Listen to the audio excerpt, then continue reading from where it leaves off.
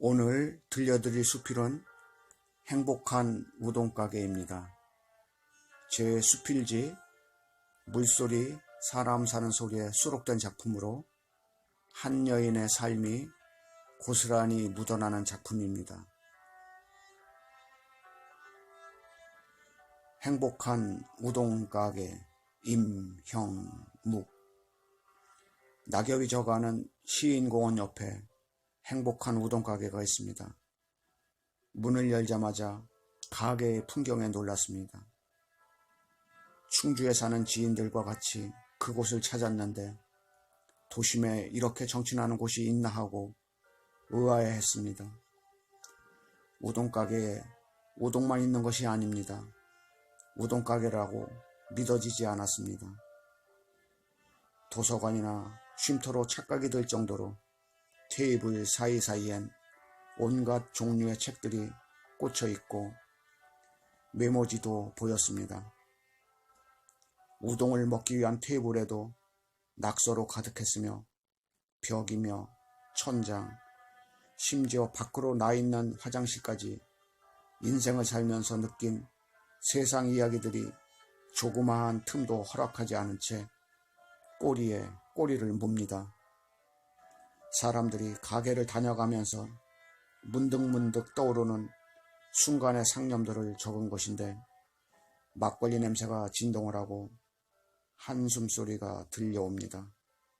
누구나 들러 인생을 노래하고 세상을 조아리면서 써놓은 글, 그것은 인생의 진리, 깨달음입니다. 배꼽을 움켜잡는 풍자와 아픔이 묻어나는 흔적입니다. 여주인은 공원에 질비한 느티나무를 무척이나 좋아했습니다. 대낮 손님이 없을 땐 공원으로 나가도 심심하지 않았습니다. 세월이 야속하면 밀가루를 뒤집어 쓴 채로 달려가 행주치마에 눈물을 닦으며 자신의 속 얘기도 털어놓았습니다. 같이 별을 바라보며 달빛도 모았습니다.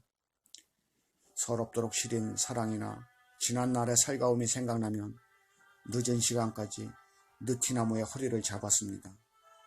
그럴 때마다 느티나무는 힘들어하는 그녀를 위로하며 다독거렸습니다.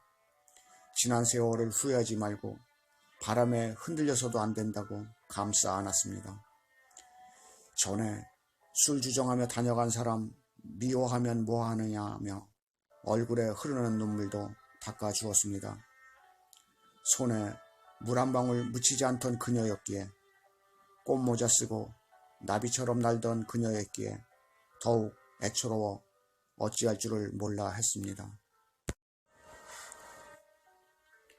몇 년 전 그녀에게도 모진 시련이 있었습니다.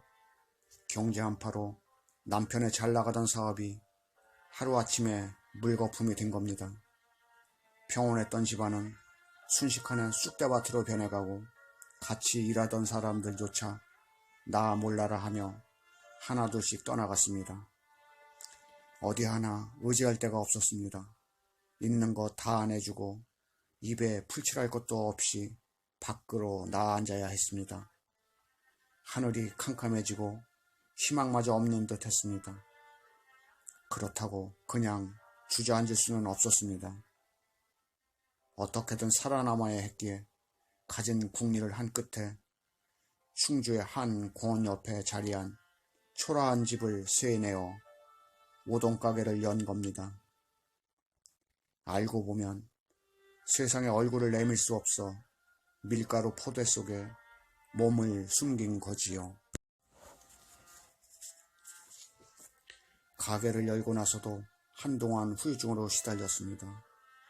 갈등도 겪어야 했고 방황도 했습니다. 그렇지만 지금은 후회하지 않는답니다. 만나야 할 사람만 만날 수도 없거냐, 만나지 말아야 할 사람도 자신의 의지와는 상관없이 만날 수밖에 없다는 세상의 이치를 알고 난 다음부터는 웃음을 잃지 않고 우동가락을 뽑아낼 거랍니다. 지는 낙엽이 가을이 떠나감을 아쉬워할 때마다 이름 없는 시인들의 발걸음을 붙들기 위해서라도 따끈한 국물에 청주 한 잔 담아내면서 그렇다고 우동만 만들어내지는 않는답니다. 몇 평 안 되는 초라한 가게에서 밤하늘의 별을 수놓으며 느티나무를 벗삼아 소설도 같이 담아낼 거랍니다. 내 손으로 뽑아낸 우동가락은 얼마나 길까? 그 우동가락을 이어가면 세상 모든 곳으로 갈 수 있지 않을까? 산도 넘고 강도 넘어서 세상 끝까지. 그렇게 날마다 밀가루 반죽을 하면서 사람들이 들려주는 자잘한 이야기를 받아 적어 놓았다가 조미료도 넣지 않고 화장도 하지 않고 길고 긴 면발로 뽑아낼 거랍니다. 환상의 섬. 각기 우동집에 오면 안 된다. 아주머니가 피곤하시다. 피곤하신 아주머니를 더 피곤하게 해서는 안 된다. 내가 피곤할 때 나한테 우동을 말아주지 않을 터. 꿈속에서도 우동을 끓인다는 그녀가 좋아하는 글입니다. 일에 지쳐 깜빡 잠이 드는 바람에 손님을 제대로 챙기지도 못했는데 우동을 먹고 난 손님은 주인의 행동에 아랑곳하지 않고 그 자리에 글을 남겨놓았다랍니다. 피곤해하는 주인 여자를 위해 가게에 오지 말자는 파격. 환상의 섬일지라도 곤히 잠든 여인을 깨우면 미안할까 하여 조심스러워하는 마음, 주인을 배려하는 애정이 묻어납니다. 처음이지만 처음이 아닌 듯합니다. 보지 않은 얼굴이지만 어디서 많이 본 듯하여 지갑을 열면서도 이곳에 또 와도 되느냐고 묻지 않았습니다.